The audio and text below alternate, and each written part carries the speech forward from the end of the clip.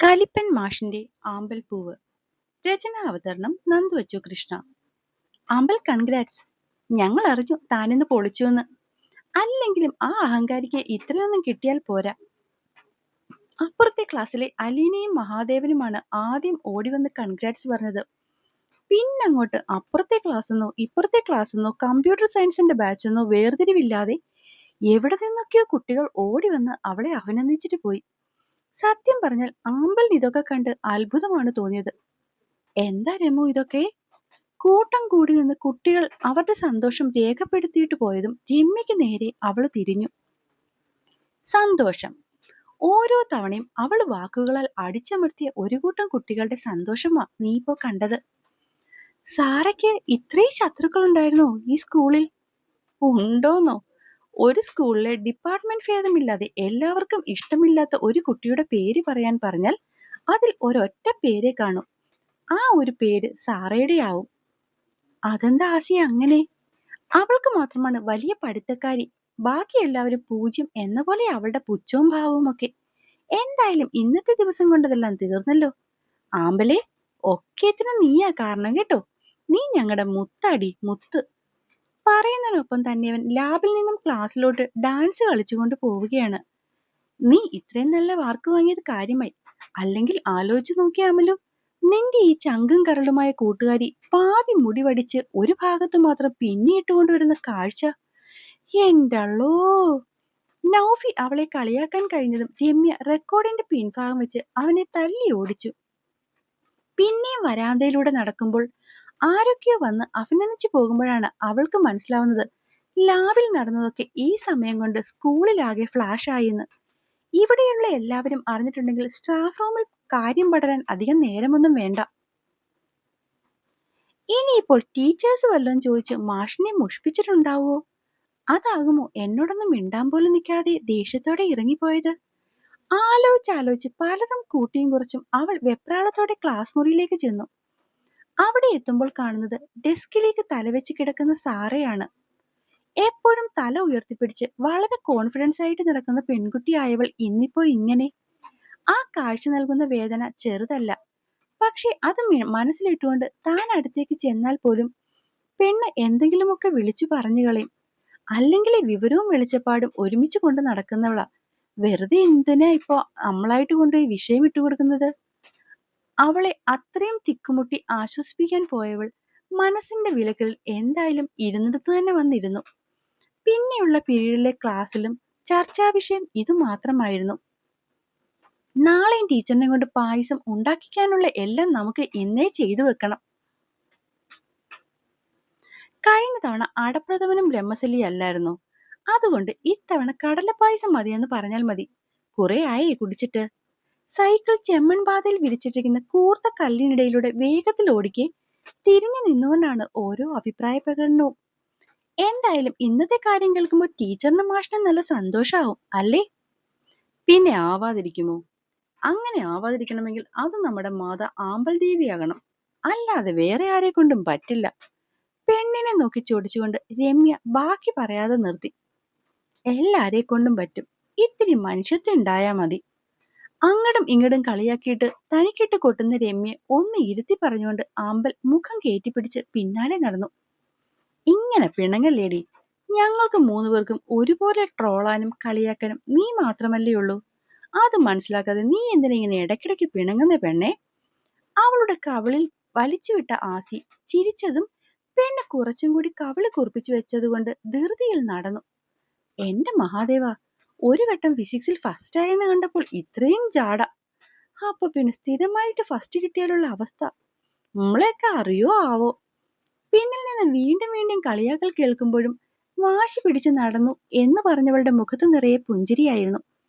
ഇപ്പൊ തന്നെ കളിയാക്കുന്നത് പോലും അവരുടെ സന്തോഷമാണ്.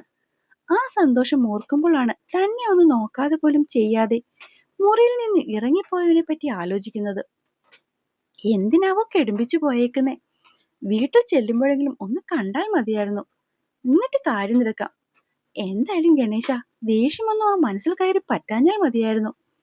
അത്രയും ആത്മാർത്ഥതയോടെ പ്രാർത്ഥിച്ചുകൊണ്ടാണ് അവൾ വീട്ടിലേക്ക് ചെന്നത്. അകത്തേക്ക് ചെന്ന് ചെരുപ്പ് മൊത്തം ഊരിയിട്ടോ എന്നറിയില്ല. അതിനു മുന്നേ നാട്ടുകാരുടെ കുറ്റവും കുറവും പറയാൻ വേണ്ടി രണ്ടും കൂടി മാഷിന്റെയും ടീച്ചറിന്റെ അടുത്തേക്ക് ഓടിക്കേറിപ്പോയി. അവൾ ട്യൂഷൻ പഠിക്കുന്ന സ്ഥലത്തേക്ക് നോക്കി. തങ്ങളെ ഇത്തിരി നേരത്തെ വിട്ടുകൊണ്ട് തന്നെ ബാക്കി കുട്ടികൾ ആരും എത്തിയിട്ടില്ല. ഒരു നെടുവീർപ്പ് പോലെയാണ് അവൾ വീടിനകത്തേക്ക് കാലുകുത്തിയത്. അകത്തേക്ക് കയറുമ്പോൾ കേട്ടു കലപില കൂട്ടം. ടീച്ചർ ഓടി വരികയും നെറ്റിയിൽ ഉമ്മ വെക്കും. പിന്നെ എന്തൊക്കെയോ സന്തോഷത്തിൽ പറയുന്നതുമൊക്കെ ആമ്പൽ അതേ സ്നേഹത്തോടെ തന്നെ ഏറ്റുവാങ്ങി. മാഷും അങ്ങനെയൊക്കെ തന്നെ. രണ്ടുപേരുടെ സ്നേഹപ്രകടനങ്ങൾ കഴിഞ്ഞെന്ന് തോന്നിയ നിമിഷമാണ് തന്റെ മനസ്സിലെ ചോദ്യം ആസി അവരോട് ചോദിച്ചത്. സാർ എവിടെ ടീച്ചറമ്മേ? കാണുന്നില്ലല്ലോ. ഒന്നും പറയണ്ട മോനെ, കുറച്ചു മുന്നേ കയറി വന്നിട്ട് തലവേദനയാണെന്നും പറഞ്ഞ് കിടക്കുന്ന കിടപ്പ. ഇനിയിപ്പോ വല്ല പനിയോ ആവോ. എന്തേലും വന്നാലും പറയില്ല. ഇങ്ങനെ ഒരു ചെറുക്കൻ. ടീച്ചർ പരാതി പോലെ പറയുന്നത് പലതും അവിടെ ഒരുവളുടെ ഹൃദയതാളം തെറ്റിക്കുന്ന വാർത്തകളായിരുന്നു എന്ന് ടീച്ചറിന് സത്യം പറഞ്ഞാൽ ആ നിമിഷം അറിയില്ലായിരുന്നു. നമ്മൾ കാണുമ്പോഴൊന്നും സാറിന് പനി ഉണ്ടായിരുന്നില്ലല്ലോ. പിന്നെന്താപ്പോ ഉണ്ടായിട്ടുണ്ടാവുക? ടീച്ചറിനോട് വായി തോരാതെ സംസാരിച്ചു കൊണ്ടിരുന്ന രമുവിനോട് അടുക്കലേക്ക് പിടിച്ചിരുത്തി സ്വകാരം പോലെയാണ് അവൾ ചോദിച്ചത്.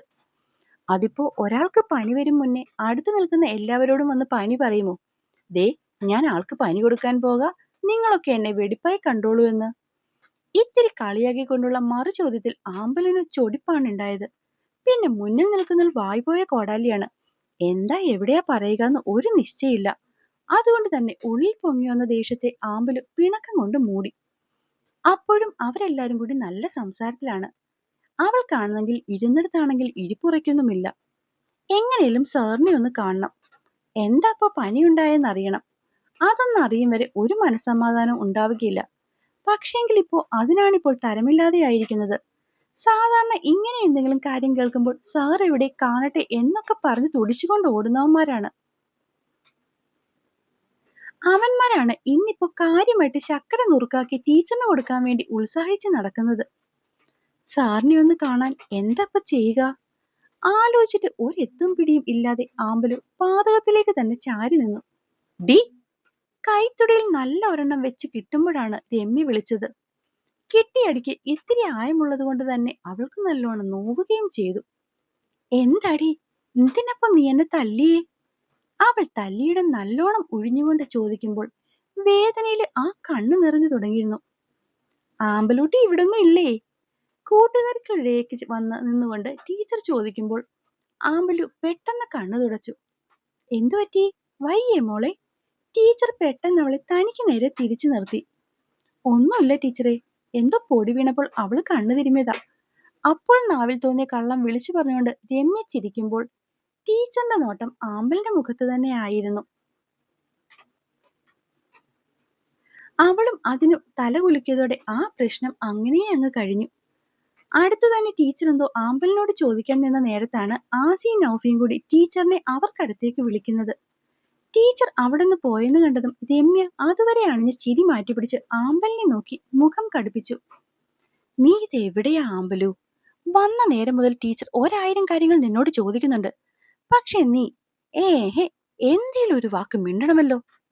അത്രയും അമർത്തിപ്പിടിച്ച് രമ്യ സംസാരിക്കുന്ന കേൾക്കുമ്പോഴേ അറിയാം താൻ കുറെ നേരത്തേക്ക് ഇവിടെയൊന്നും ആയിരുന്നില്ലെന്ന്. പെണ്ണിന്റെ മുഖം താന്നു. ഇനി നീ ഇങ്ങനെ മുഖം കുനിച്ച് നിന്നിട്ട് കാര്യമൊന്നുമില്ല. എനിക്കറിയാം നിന്റെ മനസ്സിൽ എന്താണെന്ന്. രമ്യ അങ്ങനെ ചോദിച്ചതും അവളുടെ മനസ്സിലൊരു വെള്ളിടി വെട്ടി. എന്തിനോ അവൾക്ക് വല്ലാത്ത ഭയം തോന്നി. നീ ഇങ്ങനെ ഞെട്ടിത്തരിഞ്ഞു നോക്കൊന്നും വേണ്ട. നീ ആ ചട്ടമ്പിയുടെ കാര്യം ആലോചിച്ചുകൊണ്ടിരിക്കുകയായിരിക്കും. എടി കൊച്ചി, നിന്നോട് തന്നെ എത്ര പേര് വന്ന് പറഞ്ഞു അവൾ നിന്റെ സഹതാപത്തിന് പോയിട്ട് ഒരു നോട്ടത്തിന് പോലും അർഹയല്ല എന്ന്. പക്ഷെ ഇതിപ്പോ കമത്തി വെച്ച കൂടത്തിൽ വെള്ളം ഒഴിക്കുന്ന പോലെയാണ് നിന്റെ കാര്യം. എത്ര പറഞ്ഞാലും ആ മണ്ട ബാധിച്ച തലയിൽ കേറില്ല. രമ്യ ചവിട്ടിക്കുലുക്കി അവന്മാരുടെ അടുത്തേക്ക് പോയി. ഇവളിപ്പോ എന്തൊക്കെയാ പറഞ്ഞത്? ആരുടെ കാര്യമാണ് പറഞ്ഞത് എന്നൊക്കെ ഒന്ന് ചിന്തിച്ചു തീരും മുന്നേ തന്നെ മറ്റു രണ്ടവന്മാരും പാഞ്ഞെത്തിയിരുന്നു. നിനക്കിതുവരെ സാറയോടുള്ള സഹതാപം നിർത്താറായില്ലേ ആമ്പലു? ദേഷ്യം പിടിച്ചു നിൽക്കുന്നവന്റെ മുഖത്ത് നോക്കി നിൽക്കുമ്പോഴാണ് കുറച്ചു മുന്നേ അവള് ആരെപ്പറ്റിയാണ് പറഞ്ഞു പോയതെന്ന് ഓർക്കുന്നത്. ഓ, അപ്പൊ സാറ അവളെ പറ്റിയാവും പറഞ്ഞത്. ആശ്വാസം പോലെ പിന്നെ അടുത്ത് നിന്ന് രണ്ടവന്മാരും പറഞ്ഞതൊക്കെ വെറുതെ നിന്ന് കേട്ടുകൊടുത്തു. അപ്പോഴേക്കും അവൾക്ക് എങ്ങനെയെങ്കിലും ഏതിനെ ഒന്ന് കണ്ടാൽ മതി എന്നേ ഉണ്ടായിരുന്നുള്ളൂ. പിന്നെയും അങ്ങോട്ട് നേരം പോയതും എല്ലാവരും പായസത്തിന്റെ തിരക്കിലായി. ഇടയിൽ സിദ്ധാർത്ഥ് മൽഹോത്രയുടെ ഏതോ പടമുണ്ടെന്ന് കേട്ടതും രമ്യ ഹാളിലേക്ക് ഓടിപ്പോയി അതിന് മുന്നിൽ ഇരിപ്പായി. രമു, എടി, ഞാൻ സാറിനെ ഒന്ന് നോക്കിയിട്ട് വരട്ടെ. ഇനിയും ഒട്ടും കാത്തു നിൽക്കാൻ ക്ഷമയില്ലാതുപോലെ ആമ്പിളി ചോദിച്ചതും രമ്യ ഞെട്ടിക്കൊണ്ട് അവളെ നോക്കി. എന്താ? തന്നെ കൂർപ്പിച്ച് നോക്കുന്നവളെ കണ്ടുള്ള പതർച്ചയിൽ ആമ്പല് തിരക്കി. എടി, സാറിന് അതിന് പനിയൊന്നുമില്ല, ചെറിയൊരു ജലദോഷം. കുറച്ചു മുന്നേ ചുക്ക് കാപ്പി കൊണ്ടുപോയിട്ടുണ്ടായിരുന്നു. കുടിച്ചോള എന്നൊക്കെ അവിടെ പറഞ്ഞ് ടീച്ചറിനെ തിരിച്ചു വിട്ടിട്ടുണ്ട് സാറ്. ആമ്പലിനെ നോക്കാതെ നിസ്സാരം പോലെ പറഞ്ഞുകൊണ്ട് സിനിമയുടെ ശ്രദ്ധയിൽ അവൾ പിന്നെയും അവിടേക്ക് മാത്രം നോക്കി. അപ്പോ സാർ അത് കുടിച്ചു തീരും വരെ ടീച്ചർ അവിടെ നിന്നില്ലേ? പെണ്ണിന്റെ ശബ്ദത്തിൽ അറിയാതെ എവിടെ നിന്നോ ഒരു ഇത്തിരി ദേഷ്യം കലർന്നിരുന്നു. അറിഞ്ഞുകൂടാ ആമ്പലെ, നീ ഒരു കാര്യം ചെയ്, തെക്കിനി അവിടെ ഇല്ലേ, പോയി നോക്കിയിട്ട് വാ. നോക്കിയിട്ട് വരാനോ? ഞാൻ ഒറ്റയ്ക്കോ? ആമ്പല് ഞെട്ടിക്കൊണ്ട് ചോദിച്ചു. അല്ല, 10 പേരെ കൂടി വാടകയ്ക്ക് എടുത്തോണ്ട് പോ. പക്ഷെ എന്നെ വിളിച്ചേക്കലും ഞാൻ വരില്ല. അവളെ മുന്നിൽ നിന്നും തള്ളി മാറ്റി രമ്യയുടെ കണ്ണുകൾ പിന്നെയും സ്ക്രീനിലൂടെ ഓടുന്ന സിദ്ധാർത്ഥ് മൽഹോത്രയിൽ തങ്ങി നിന്നു. ഇനി എത്രയൊക്കെ വിളിച്ചാലും അവൾ വരില്ലെന്ന് കണ്ട് ആമ്പല് മെല്ലെ ഏതന്റെ മുറിയിലേക്ക് നടന്നു. ആവേശത്തിലൊക്കെ ചാടിപ്പിടിച്ചു വന്നെങ്കിലും വാതിലിന്റെ മുന്നിലെത്തിയതും അവളുടെ കയ്യും കാലും വിറയ്ക്കാൻ തുടങ്ങി. പാതി അടഞ്ഞു കിടക്കുന്ന വാതിലിന് മുന്നേ ഇത്തിരി നേരം നിന്ന് ശ്വാസം ഒന്ന് വലിച്ചെടുത്ത് ഹൃദയത്തിന്റെ താളെ നേരെയാക്കാൻ ശ്രമിച്ചെങ്കിലും ആ ഇടവഴിയിൽ എവിടെയോ അത് നഷ്ടമായ കാര്യം അവൾ അറിഞ്ഞില്ല. ഇത്തിരി നേരം അതിന്റെ മുന്നിൽ നിന്നിട്ടും കൈയുടെയും കാലിന്റെയും വിറയലും വെപ്രാളവും മാറുന്നില്ലെന്ന് തോന്നി ഒരു നേരം തിരിച്ചു പോയാലോന്ന് പോലും അവള് ചിന്തിച്ചു. തിരിഞ്ഞ് ചുവട് 2 സ്റ്റെപ്പ് വെക്കുകയും ചെയ്തു. പക്ഷെ സങ്കടം വരുന്നു. ഒന്ന് കണ്ടില്ലെങ്കിൽ പറ്റില്ലെന്ന പോലെ ശ്വാസം പോലും നിൽക്കുന്നുവെന്ന് തോന്നി വന്നപ്പോൾ അവള് ഒന്ന് ആലോചിക്കുക കൂടി ചെയ്യാതെ ആ വാതിലങ്ങ് തുറന്നു. നോക്കുമ്പോൾ ആകെ ഇരുട്ടാണ്. പോക്കുവെയിലിന്റെ വെട്ടം പോലും മുറിയിലേക്ക് കയറാത്ത വിധം മാന്തോപ്പിന്റെ നിഴലാകെ മുറിയെ കറുപ്പ് പുതപ്പിച്ചിരിക്കുന്നു. അവള് വാതിൽ തുറക്കുമ്പോൾ കണ്ടു കട്ടിലിൽ കമന്നു കിടക്കുന്നവനെ. അടുത്തേക്ക് ചെന്നപ്പോൾ സൈഡിൽ അടച്ചു വെച്ചിരിക്കുന്ന ചുക്ക് കാപ്പിയും അവളുടെ കണ്ണെത്തിയിരുന്നു. അപ്പോഴേക്കും അപ്പോ ഇത് കുടിച്ചില്ലേ? ചൂട് പോയിട്ട് കുടിച്ചിട്ട് എന്താ കാര്യം? അവൾ അതിന്റെ അരികിലേക്ക് ചെന്നപ്പോൾ കണ്ടു ഹോട്ട് മഗാണ്. ചൂട് പോവില്ല, പക്ഷെങ്കി കുടിക്കണ്ടേ. അതുവരെ ഉണ്ടായിരുന്ന വിറയൽ മാറി അവിടെ ദേഷ്യം വരാൻ അധിക നേരമൊന്നും വേണ്ടി വന്നില്ല. അതുവരെ പയ്യപ്പമ്മി നടന്നവൾ ഇത്തിരി വേഗത്തിൽ അടുത്തേക്ക് ചെന്നു. കാവി ഷർട്ടും കറുത്ത മുണ്ടുമാണ് ആളുടെ വേഷം. ശരിക്കും പറഞ്ഞാൽ അപ്പോഴുണ്ടായ ദേഷ്യത്തിന് അവന്റെ കൈക്കൊരടി കൊടുത്ത് എഴുന്നേൽപ്പിക്കാനാണ് തോന്നിയത്. പക്ഷെ അത്രത്തോളം എത്തിയില്ലെങ്കിലും അവൾ അവന്റെ കൈത്തണ്ടയിൽ 2 തല്ല് തട്ടി. എന്റെ പൊന്നമ്മ, എനിക്ക് ആ എരിവിൻ കഷായം വേണ്ട. ഒടുക്കത്തെ ചൂടും നിറയെ എരിവും. ഇഷ്ടക്കേട് നല്ലോണം ഉണ്ടായിരുന്നു ആ ശബ്ദത്തിൽ.